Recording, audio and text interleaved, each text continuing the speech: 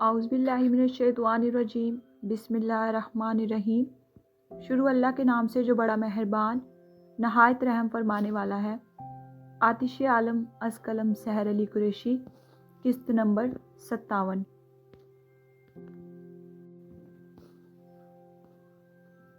ہاتھ کے اس فیصلے نے جہان کو اندر سے توڑ کے رکھ دیا تھا۔ اس کا یقین جو اپنے بھائی پر تھا لمحوں میں چھناک سے ٹوٹا تھا اور کرچی کرچی ہوتا اس سمے میں بکھر گیا۔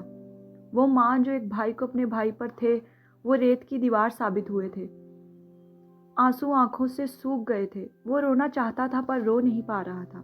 وہ چیخنا چاہتا تھا مگر آواز حلق میں ہی کہیں دب گئی تھی۔ وہ تڑپ رہا تھا مگر اس کی تڑپ کو کوئی دیکھ نہیں سکتا تھا سوائے رب تعالیٰ کی ذات مبارکہ کے۔ آگ نے کھڑکیوں سے اندر داخل ہوتے کمرے کو بھی اپنی لپیٹ میں لینا شروع کر دیا۔ دروازے پر بھی مکمل آگ لگ چکی تھی۔ اس بھڑکتی آگ میں جلتی کھڑکی کو خوف زدہ ہو کر دیکھتا وہ سہم کر کئی قدم پیچھے لے گیا۔ کبھی گھبرا کر دروازے کو دیکھتا تو کبھی کھڑکی سے بڑھتی کمرے کی جانب آگ کو۔ ہر طرف سیاہ دھواں پھیلنے لگا۔ وہ کھانستا کھینچ کھینچ کر سانس لینے لگا۔ سر پر لگی چوٹ سے رستا خون اس کے رخسار کو تر کر رہا تھا۔ مگر اس درد پر ماحول کا چھایا خوف غالب تھا۔ بوجھل پلکیں جھپک جھپک کر وہ اپنے نیچے بڑے بے ہوش رحیم کو دیکھنے لگا۔ وہ دیکھ رحیم کو رہا تھا مگر آنکھوں کے سامنے رافع کا چہرہ لہرا گیا۔ بابا! پھر یک لخت اس کے پھڑ پھڑاتے معصوم لبوں سے ایک دردناک پکار برآمد ہوئی۔ بابا! ایک اور پکار۔ اپنے ننھے ننھے ہاتھوں کی مٹھیاں بنائے وہ زور سے آنکھیں میچے درد کرتی کن پٹیوں پر رکھ کے اپنے والد کو مدد کے لیے پکارنے لگا۔ بابا بچائیں! دوسری جانب ہزاروں میل دور قید رافع عالم تڑپا تھا۔ اسے لگا اسے جہان نے پکارا ہے۔ اس کی سماعت سے جہان کی روتی ہوئی آواز اچانک بار بار ٹکرانے لگی۔ بابا! بابا! جہان! الٹے گرے رافع نے پلکیں جھپکی تھیں اور اپنے زخمی وجود کو گھسیٹ کر سیدھا کیا۔ پھر بمشکل بیٹھتے پیچھے دیوار کے ساتھ ٹیک لگا لی۔ اپنے زخموں سے بھی زیادہ درد اس وقت اسے اپنے دل اور جگر میں محسوس ہوا تھا۔ جہان! بند زخمی خون بھری بوجھل پلکوں سے وہ اپنے بیٹے کی پکار کا جواب دے گیا۔ اس کڑے وقت میں اسے سینے میں بھینچنے کی شدت سے خواہش اس مظلوم شخص نے کی تھی۔ ایک دن سب ٹھیک ہو جائے گا میرے بچے، تمہارے بابا واپس آ جائیں گے، تم اپنی ماما اور بھائی کے ساتھ رہنا۔ بند آنکھوں کے اس پار بیٹے کے معصوم چنچل چہرے کو دیکھتے رافع اس سے مخاطب ہوا۔ وہ جانتا تھا یہ تڑپ یوں ہی نہیں ہے۔ اس کے گھر والے ضرور کسی بڑی مصیبت میں ہیں، ضرور ان کے ساتھ کچھ برا ہوا ہے یا ہونے والا ہے۔ اس کے چہرے پر اتنے زخم تھے کہ خون آنکھوں کے پپوٹوں پر جم گیا۔ آنکھیں کھولتا بھی تو مکمل کھول نہیں سکتا تھا۔ انابی لب نیلگی میں ڈوبے زخمی تھے۔ نیمواں آنکھوں کے ساتھ وہ زیر لب بولا، یا اللہ میرے بیوی بچوں کی حفاظت فرمانا، بے شک تو سب سے بڑا غالب حکمت والا ہے۔ یا اللہ میری خدیجہ کی عزت محفوظ رکھنا۔ یا اللہ میری بیوی کی عزت پر آنچ مت آنے دینا، تجھے تیری عزت کا واسطہ۔ میری خدیجہ کی آبرو سنبھال کے رکھنا، اس کی آبرو کبھی داغدار نہ ہو میرے رب۔ بے شک تمام عزتیں اور تمام ذلتیں تیری ہی دستے قدرت میں ہیں، بے شک تو ہی ہے جو ہر چیز پر قادر ہے۔ یا اللہ تجھے تیری شہنشاہی کا واسطہ میری اولاد کو سلامت رکھنا۔ تمہارا بھائی تمہارا باپ بھی ہے جہان، تم ہمیشہ سمجھنا تمہارے ساتھ ہاد عالم نہیں، تمہارا باپ رافع عالم کھڑا ہے۔ باپ کے الفاظ یاد آئے تو اس نے تڑپ کر کانوں پر ہاتھ رکھے۔ بھائی! بھائی چھوڑ گئے بابا، بھائی چھوڑ گئے، وہ بابا نہیں ہے، وہ بابا نہیں ہے۔ سیاہ دھوئیں سے بھرتے کمرے سے اس کی آنکھیں جلنے لگی تھیں۔ منظر دھندلے ہو رہے تھے اور وہ سانس لینے کی کوشش کرتا بے حال ہوتا وہیں گھٹنوں کے بل گرا تھا۔ سلب ہوتے اس کے حواس کے ساتھ اس نے رحیم کو اٹھانے کی کوشش کی تھی۔ رحیم بابا اٹھیں۔ وہ مسلسل اپنے معصوم ہاتھوں سے رحیم کے ادب مرے بے ہوش وجود کو ہلا رہا تھا، یہاں تک کہ دھواں سانسوں کے ذریعے اس کے اندر جانے لگا، اور پھر آخر وہ 3 سالہ معصوم کتنا برداشت کر سکتا تھا؟ بالآخر وہ بھی وہیں بے ہوش ہو کر رحیم کے اوپر ہی گر پڑا۔ اس بھیانک سیاہ رات میں آدم کی گاڑی اپنی منزل کی جانب گامزن تھی۔ وہ وہیں کچھ دن اسلام آباد میں رہنے کا ارادہ رکھتا تھا۔ کچھ گھنٹے کی مسافت طے کرنے کے بعد وہ ایک جگہ پہنچا۔ یہ جگہ جنگل کے قریب اور شہر سے قدرے ہٹ کر تھی۔ اس سنسان بیابان جگہ پر گاڑی کے رکتے وہ گاڑی سے نیچے اترا اور خدیجہ کو اٹھائے اندر اس لکڑی کے بنے ایک گھر کی جانب بڑھا۔ اس کو اندر لے جاتے چند زینے چڑھتا وہ اسے ایک کمرے میں ڈال آیا اور خود واپس گھر سے باہر آیا۔ باہر آ کر دیکھا تو باقی کے اس کے ملازم بھی اس کے پیچھے پہنچ چکے تھے۔ تم لوگ یہاں کیا کر رہے ہو؟ اس نے تیش سے پوچھا۔ اس کا خاص ملازم حفیظ آگے آیا۔ صاحب آپ نے بتایا نہیں تھا کہ آگے کیا کرنا ہے تو میں یہیں چلا آیا۔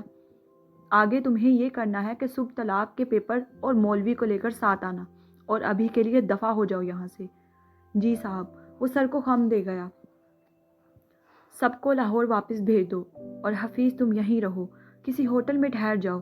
اس نے باقی کے گارڈز کی جانب اشارہ کیا۔ جو حکم صاحب۔ عالم ویلا جلا دیا؟ جی صاحب مکمل جلا دیا ہے۔ اب تو سب کچھ نابود ہو چکا ہوگا اور جلد وہ راکھ میں تبدیل ہو جائے گا۔ شاباش، اس کا انعام تمہیں آدم حیدر عالم سود سمیت دے گا انشاءاللہ۔ شکریہ صاحب، آپ کا احسان ہے۔ اب جاؤ اور صبح وقت پر آ جانا۔ جی صاحب، کہتے وہ وہاں سے چلا گیا اور باقی کے گارڈز بھی دوسری گاڑیوں میں سوار ہوتے وہاں سے چلے گئے۔ آدم گھر کے اندر داخل ہوا اور دروازہ لاک کر گیا۔ ہاتھ خاموشی سے ڈکی میں چھپا ہوا تھا۔ کتنی ہی دیر ہو گئی تھی مگر گاڑی نہیں رکی۔ وہ لوگ انہیں کہاں لے جا رہے تھے وہ نہیں جانتا تھا۔ وہ بہت بے چین تھا اور دل ہی دل میں اپنے رب سے دعائیں کر رہا تھا کہ اسے جلد سے جلد اپنی والدہ کے پاس پہنچا دے۔ لیٹے لیٹے اچانک اسے اپنے وجود کے نیچے کچھ چپتا ہوا محسوس ہوا۔ ہاتھ نے ہاتھ مار کر ٹٹولا۔ اندھیرے میں وہ اس چیز کو دیکھ تو نہیں سکتا تھا مگر اس کی بناوٹ سے وہ اتنا ضرور جان گیا تھا کہ یہ چیز کیا ہے۔ وہ ایک لمبا سا اسکرو ڈرائیور تھا۔ یہ اس کے کام آ سکتا تھا۔ ہاتھ نے مضبوطی سے اسے پکڑ لیا۔ چند منٹ کے بعد گاڑی رکی۔ ہاتھ آہستگی سے تھوڑی سی گاڑی کی ڈکی کھولتا بنا آواز پیدا کیے باہر نکلا۔ ارد گرد نظر دوڑائی تو ہر طرف سیاہ رات اپنے پر پھیلا چکی تھی۔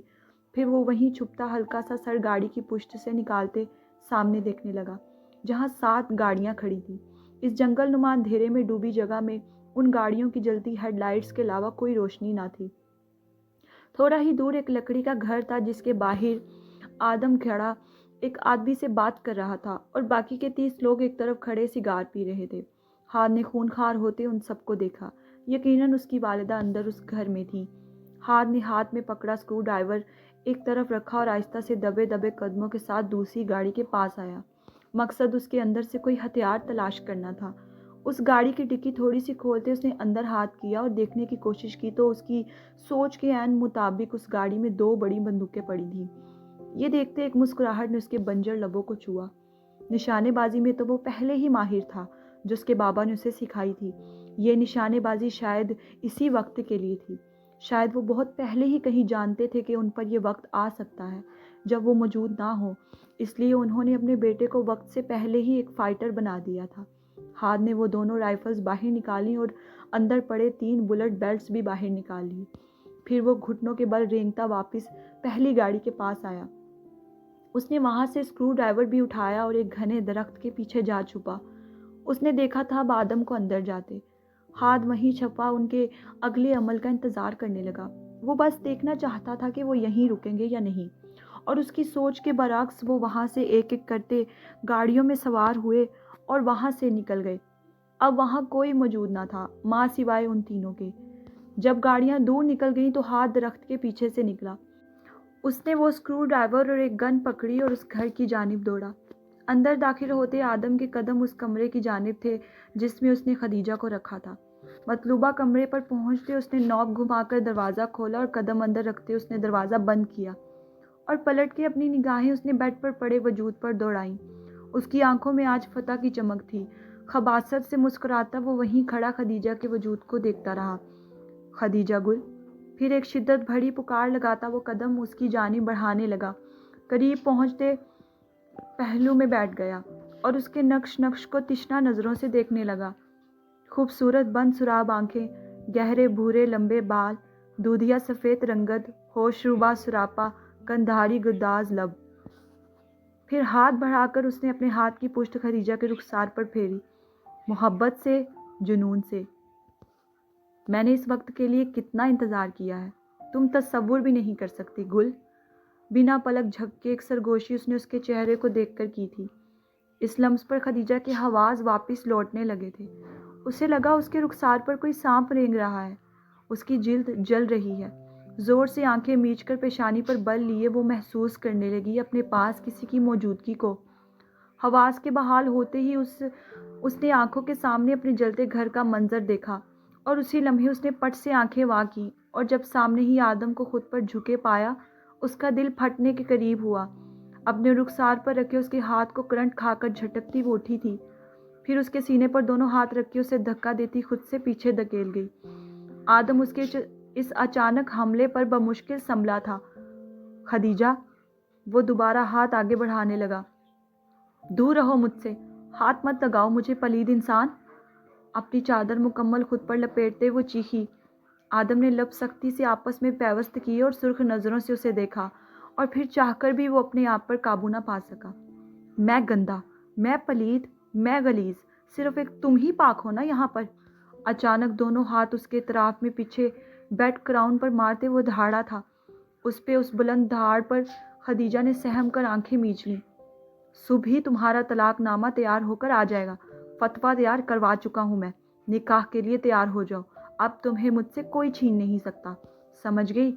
دنیا کی کوئی بھی طاقت اب مجھے روک نہیں سکتی، کوئی بھی نہیں۔ خدیجہ کو لگا وہ اس کے کانوں میں سور پھونک رہا ہے۔ اس نے دوبارہ آنکھیں کھولی اور سراب سرخ ہو رہی آنکھیں اس کے چہرے پر گاڑی۔ میں تھوکتی بھی نہیں ہوں تم پر، آدم عالم۔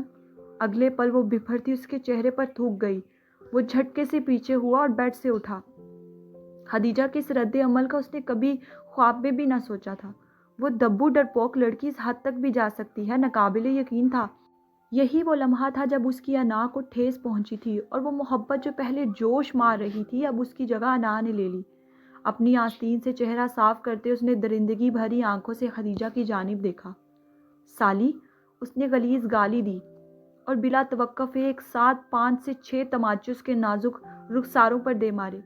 وہ چیختی وہیں ادموئی ہوئی بیڈ پر اوندھے منہ گر گئی۔ رخسار پھٹ گئے تھے، ناک اور منہ سے خون نکلنے لگا تھا۔ چکراتے سر کو بمشکل سنبھالتے وہ نیم و آنکھیں لیے دوسری طرف سے اترنے لگی۔ جب آدم نے جھپٹ کر اسے جکڑا اور واپس گھسیٹا، اس کے وجود کے گرد لپٹی چادر کھینچ کر دور اچھال گیا۔ یا اللہ! ایک قرآ اس کے لبوں سے نکلی۔ چھوڑو مجھے! وہ اس کے پنجوں میں جھٹ پٹانے لگی۔ تم نے میرے چہرے پر تھوکا، میرے! تمہاری اس پاکیزگی کی دھجیاں نہ بکھیر دیں تو میرا نام بھی آدم حیدر عالم نہیں۔ تم اس قابل ہی نہیں ہو کہ میں تم سے محبت کروں، تمہیں اپنا نام دوں۔ اسے بالوں سے دبوچ کر وہ ایک اور تماچا اس کے رخسار کی زینت کر گیا۔ وہ نیم بے ہوشی میں جانے لگی اور اس کے جھٹ پٹاتے ہاتھوں کی حرکت سست روی کا شکار ہوئی۔ رافع، ایک درد بھری سرگوشی اس کے خون رنگے لبوں نے کی تھی۔ تمہیں پانے کی جستجو نے مجھے کہاں سے کہاں پہنچا دیا، اور اب یہاں سے میں پیچھے ہٹ جاؤں، ایسا ہرگز نہیں ہو سکتا۔ اسے پکڑ کر سیدھا کرتے وہ کندھے سے اس کی قمیض دبوچتا وہیں سے چاک کر گیا۔ عالم! پھر ایک آخری دل خراش چیخ اس کے منہ سے ادا ہوئی تھی اور وہیں سے دم توڑتی ختم ہو گئی۔ ہاتھ دروازے پر پہنچا تو وہ لاک تھا۔ وہ کندھے مار کر دروازہ کھولنے کی کوشش کرنے لگا، مگر بار بار ناکام ہو رہا تھا۔ پھر اس نے دروازے کے لاک پر گن مارنی شروع کر دی، اس سے بھی وہ دروازے کا لاک نہ توڑ پایا۔ پھر وہ بے چین سا پیچھے ہوا اور گھر کی دوسری طرف گیا۔ دیکھا تو وہاں ایک شیشے کی بند کھڑکی تھی۔ ہاتھ نے پھر ارد گرد تلاش بھری نظریں دوڑائیں اور وہاں سے ایک بھاری پتھر اٹھا لایا۔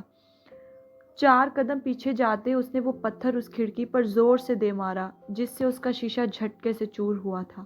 اپنا اسکرو ڈرائیور دوبارہ پکڑتے وہ کھڑکی سے گھر کے اندر داخل ہوا۔ اندر داخل ہوتے ہی اس نے اپنی والدہ کی چیخ سنی تھی۔ خالد نے تیزی سے آواز کی جانب نظریں دوڑائیں۔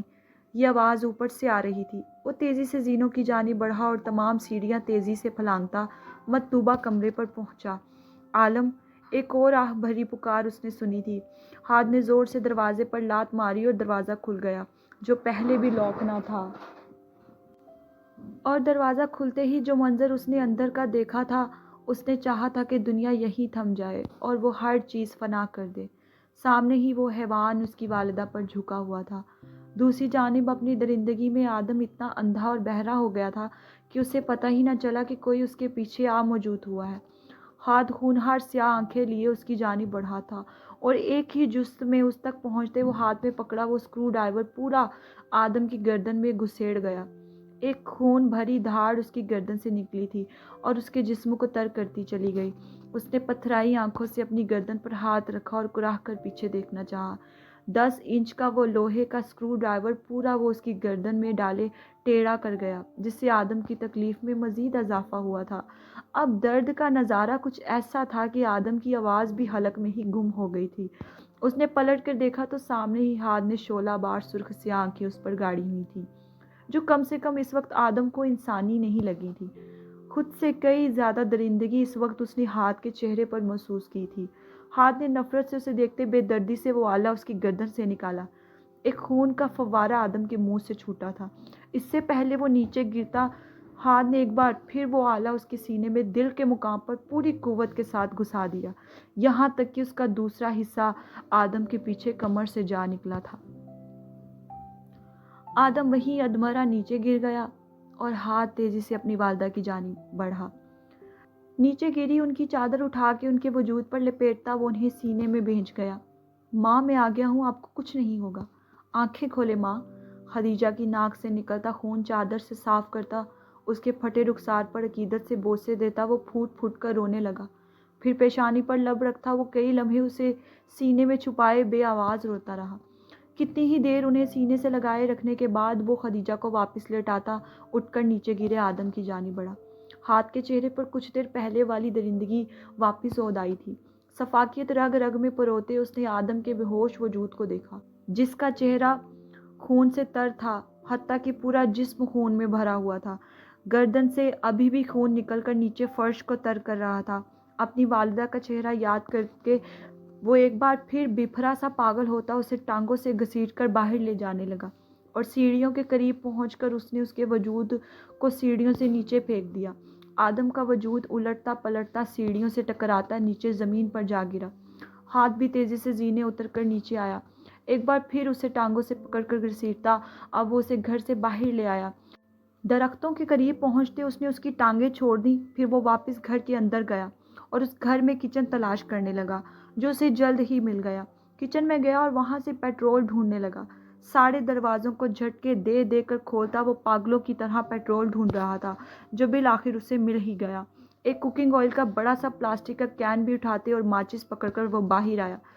آدم آدھا تو پہلے ہی مر چکا تھا۔ ہاتھ دوڑتا ہوا باہر آیا اور پیٹرول کی گیلن کھول کر اس نے پوری آدم کے وجود پر انڈیل دی، مگر آگ جلانے سے پہلے وہ رکا تھا۔ وہ پنجوں کے بل اس کے پاس بیٹھا اور بغور دیوانہ سا اسے دیکھنے لگا۔ وہ اس وقت کوئی 7 سال کا بچہ نہیں بلکہ خون خوار جنگلی درندہ معلوم ہو رہا تھا۔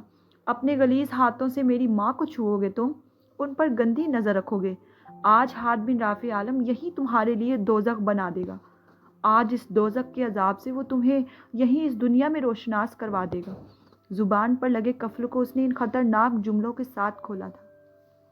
اے اٹھو، اٹھو آدم حیدر اٹھو۔ اس کے چہرے پر زور زور سے تماچے مار کر وہ اسے ہوش دلانے لگا۔ اٹھو، دنیا کی دوزخ میں اپنی موت کا نظارہ کھلی آنکھوں سے دیکھو اور اس دردناک عذاب کا مزہ چکھو۔ اٹھو۔ اور بالآخر ہاتھ کے تماچوں نے آدم کو ہوش دلا ہی دیا۔ وہ چاہتا تھا وہ اپنا آگ میں جلتا جسم کھلی آنکھوں سے دیکھے۔ آدم نے نیم آنکھیں کھولی اور اپنے سامنے اس درندے نما انسان کو دیکھا۔ اس کی آنکھیں کھولتے ہی ہاتھ نے کہکا لگایا تھا، وہاں جو اس سنسان جنگل میں وحشت سے بھرپور گونج اٹھا تھا۔ اگلے پل ہاتھ اٹھا اور اس نے ماچس جلائی اور وہ سلگتی تیلی اس کے وجود پر پھینک دی۔ اسی پل اس جنگل میں آدم کی دل دہلا دینے والی چیخیں سنائی دینے لگی تھیں، اور ان چیخوں سے ارد گرد موجود جنگل کے درخت بھی سنسنا اٹھے تھے۔ اس کے پورے وجود کو آگ نے اپنی لپیٹ میں لے لیا۔ اس کی دل سوز چیخو پکار اسی جنگل میں پھیلتی گم ہوتی جا رہی تھی، اور کوئی نہیں تھا جو اس کی نصرت کو آتا۔ ہاتھ سکون سے سیاہ آنکھوں میں اس سے بھی زیادہ بھڑکتے شعلے لے کر اسے دیکھ رہا تھا۔ یہ آگ جس میں آدم عالم کا وجود جل رہا تھا، یہ اس آگ سے زیادہ نہ تھی جو ہاتھ بن رافع عالم کے اندر جل رہی تھی۔ یہ وہ آگ تھی جو نہ جانے اب کتنوں کو اپنی لپیٹ میں لینے والی تھی۔ ہاتھ کو ابھی بھی چین نہ ملا، تبھی اس نے پاس پڑی آئل کین بھی کھول کر اس کے وجود پر انڈیل دی، جس وجہ سے آگ نے مزید جوش پکڑا۔ آدم کی چیخیں بند ہونا شروع ہو گئیں اور جسم اکڑ گیا۔ اس کا وجود سیاہ ہو گیا تھا اور اس میں سرخ انگار بھڑکنے لگے۔ جیسے سلگتے سیاہ کوئلے سرخ ہو کر بھڑکتے ہیں۔ پھر سنی ہاتھ نے دور سے آتی گاڑی کی آواز، کوئی جو اس طرف آ رہا تھا۔ وہ وہاں سے ہٹا اور ایک طرف انہی درختوں کے پاس گیا جہاں اس نے گن رکھی تھی۔ وہ بندوق اٹھا کر اس نے بلٹ بیلٹ کو اس کے ساتھ اٹیچ کیا اور بندوق چالو کی۔ گاڑی جیسے ہی قریب آ کر رکی، آدم کا وہی خاص آدمی حفیظ باہر نکلا۔ اسے دور سے جلتا وجود نظر آیا۔ وہ پہچان نہ پایا یہ وجود کس کا ہے۔ وہاں فضا میں پھیلی سڑتے ماंس کی بو سے اسے ابکائی آئی۔ اس نے فوراً چہرے پر ہاتھ رکھا۔ وہ ڈرتا ڈرتا قریب آیا مگر وہیں تڑپ کر بیچ راستے میں ہی رک گیا۔ وجہ وہ جلتا پگھلتا وجود تھا، وہ سلگتا مسخ شدہ چہرہ، اور کسی کا نہیں، آدم حیدر عالم کا تھا۔ اس نے خوف زدہ ہوتی جھرجھری لی اور ارد گرد سہمی پھیلی آنکھوں سے دیکھا کہ کون ہو سکتا تھا جس نے یہ درندگی سر انجام دی ہے۔ اس گھر کا دروازہ کھلا ہوا تھا اور اندر موجود خون کے نشانات جو زینوں سے ہوتے ہوئے باہر اس جلتے ہوئے وجود تک جا رہے تھے، جو اس بات کا صاف ثبوت تھے کہ وہ وجود بالیقین آدم عالم کا ہے۔ اس نے پھر ارد گرد تیزی سے دیکھا جیسے وہ تلاشنا چاہ رہا تھا قاتل کو، اور پھر سامنے ہی ایک درخت کے پاس کھڑا وہ آدم خور درندہ اسے نظر آ گیا۔ وہ اور کوئی نہیں، ہاتھ بن رافع عالم تھا۔ حفیظ کی آنکھیں حیرت سے پھٹ گئیں، دل بند ہونے لگا۔ سفید خون بھری شرٹ، سرخ آتشی سی آنکھیں جو شعلے اگل رہی تھیں، چہرے پر سرد شفافیت لیے وہ انسان نہیں لگ رہا تھا۔ اس سے پہلے وہ قدم پیچھے کی جانب بڑھاتا، ہاتھ نے اسے موقع دیے بغیر اس کی جانب گن تانتے نشانہ باندھا تھا، اور خود سے 20 قدم دور کھڑے حفیظ کے سینے کے مقام کو ٹارگٹ کرتے وہ بیک وقت 3 فائر اس کے دل پر کر گیا۔ فضا میں ایک بار پھر گولیوں کی آواز گونجی تھی اور حفیظ کا وجود اچھل کر 3 قدم پیچھے جا گرا تھا، اور موقع پر ہی وہ دم توڑ گیا۔ آج ہاتھ بن رافع عالم نے قتل کرنے کا آغاز کیا تھا، اور اس کا یہ دوسرا قتل تھا۔ یہ آغاز وہ تھا جس کی کوئی انتہا نہ تھی، جسے کبھی اختتام نہیں ملنے والا تھا۔ یہ خون جو اس کے ہاتھوں پر لگ گیا تھا، یہ برسوں نہ اترنے والا تھا۔ آج اسے اس دنیا نے ایک انسان سے جانور بنا دیا تھا۔ وہ تو اپنی ماں کا معصوم اور رحم دل بیٹا تھا، جسے اسی دنیا کے رہنے والوں نے آدم خور بنا دیا تھا۔ ہاتھ درخت کے پاس سے نکلتا قدم قدم چلتا حفیظ کے پاس آیا۔ اس نے ایک بار پھر اس کے مردہ وجود پر بندوق تانی اور 2 فائر مزید کر دیے۔ حفیظ کا وجود گولی لگنے سے پھڑکا تھا، مگر سکون پھر بھی ہاتھ کو نہیں آیا تھا۔ پھر اس نے اس کے وجود کو گھسیٹ کے آدم کے وجود پر پھینک دیا۔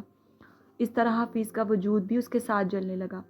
ہاتھ کو آج بھی یاد تھا، یہ آدمی اس کی دادی جان کا خاص آدمی ہوا کرتا تھا، جس نے ان کی زندگی میں ہی ان سے غداری کی اور آدم سے ہاتھ ملا لیا۔ آج ہاتھ نے صرف اپنی ماں کا ہی نہیں، اپنی دادی جان کی موت کا بدلہ بھی ان سے سود سمیت لے لیا تھا، جو شاید اس کے بابا کبھی نہ لیتے۔ انہوں نے خود کو خونی رشتوں کی زنجیروں میں باندھ رکھا تھا، مگر ہاتھ عالم کی کتاب میں ایسی کوئی زنجیر نہیں تھی جو اسے روک پاتی۔ وہ کسی رشتے کو بچانے کا قائل نہ تھا، ماں سوائے اپنے والدین اور بھائی کے۔ باقی کوئی نہیں تھا جو اس کتاب سے بچ پاتا۔ یہ صبح کا آخری پہر تھا، فجر سے کچھ دیر پہلے کا وقت۔ منظر تھا سنسان سڑک کا، جس کے کنارے رحیم جلے بازوں کے ساتھ گرے تھے۔ ان کی گود میں بے ہوش جہان تھا۔ جب عالم ویلا کو آگ نے مکمل لپیٹ میں لے لیا تھا، اسے کچھ دیر بعد رحیم کو ہوش آ گیا۔ دیکھا تو چاروں طرف موت ہی موت تھی۔ خدیجہ اور ہاتھ کا کچھ پتہ نہیں تھا، اور ان کے سینے پر ہی جہان بے ہوش گرا ہوا تھا۔ یہ قیامت خیز وقت دیکھ کر ان کا دل کیا دھاڑے مار مار کر روئیں اور بلائیں اپنے پروردگار کو مدد کے لیے، اور وہ بلانے لگے، یا اللہ میری مدد فرما، یا اللہ میری مدد فرما، میرے پروردگار میری مدد فرما۔ وہ چیخ چیخ کر رب کی ذات کو پکارنے لگے۔ کوئی چارہ، کوئی راستہ نظر نہیں آ رہا تھا کہ جس طرح وہ وہاں سے نکل پاتے۔ دماغ معاف ہو گیا تھا، سوچنے سمجھنے کی صلاحیت یہ بے درد وقت اچک لے گیا تھا۔ ایک ہی دن میں وہ سب تہس نہس ہو گیا تھا، ان کی زندگیاں، ان کی خوشیاں، ان کا سکھ چین، سب کچھ۔ پھر رحیم ہمت کرتے اٹھے تھے، ٹانگوں پر کھڑے ہونے کی کوشش کی تو دوبارہ لڑکھڑا کر گر پڑے۔ یا اللہ میری مدد فرما، مجھے ہمت دے۔ بہتے آنسوؤں سے وہ گر گرا رہے تھے، اور پھر دوبارہ ہمت کرتے وہ جہان کو آغوش میں بڑھ کر اٹھے۔ چوکھٹ کے دروازے جل کر گر چکے تھے۔ وہ درد سے تڑپتے آنکھیں میچ کر کھولتے کمرے سے باہر نکلے۔ باہر ہر طرف آگ ہی آگ تھی۔ محلے والے اس قدر سنگ دل ہو گئے تھے کہ انسانوں کے خوف کو، اپنی جانوں کو بچانے کے لیے انہوں نے آگ تک بجھانے یا فائر بریگیڈ کو بلانے کی بھی کوشش نہیں کی تھی۔ یہ غیر انسانی اخلاق کر کے انہوں نے یہ ثابت کر دیا تھا کہ کوفیوں میں اور ان میں کوئی فرق نہیں ہے۔ رحیم اسے لے کر باہر نکلے جب ایک لکڑی کا جلتا ہوا تختہ اوپر سے ان کے سر پہ جا گرا۔ ایک بار پھر وہ جہان سمیت اوندھے نیچے گر پڑے۔ اس سبب ان کے سر کے پچھلے حصے پر گہری چوٹ آ گئی تھی۔ دماغ کی رگیں سنسنا اٹھی تھی، پورے وجود میں جلن تھی۔ وہ سسکتے ہوئے دوبارہ اٹھے اور جہان کو باہوں میں بھرتے وہاں سے نکلے۔ ہر طرف دھواں اور آگ ہی آگ تھی، کچھ نظر نہیں آ رہا تھا۔ خدیجہ رافع عالم کا آشیانہ جل چکا تھا اور آہستہ آہستہ راکھ میں تبدیل ہو رہا تھا، اور اس آشیانے کے اس گھونسلے کے پرندے بھی گر کر بکھر گئے تھے۔ جہان کو لے کر جیسے تیسے گرتے پڑتے وہ گھر سے باہر نکلے، اور پھر وہ اس جلتے ہوئے گھر سے بہت دور نکل آئے۔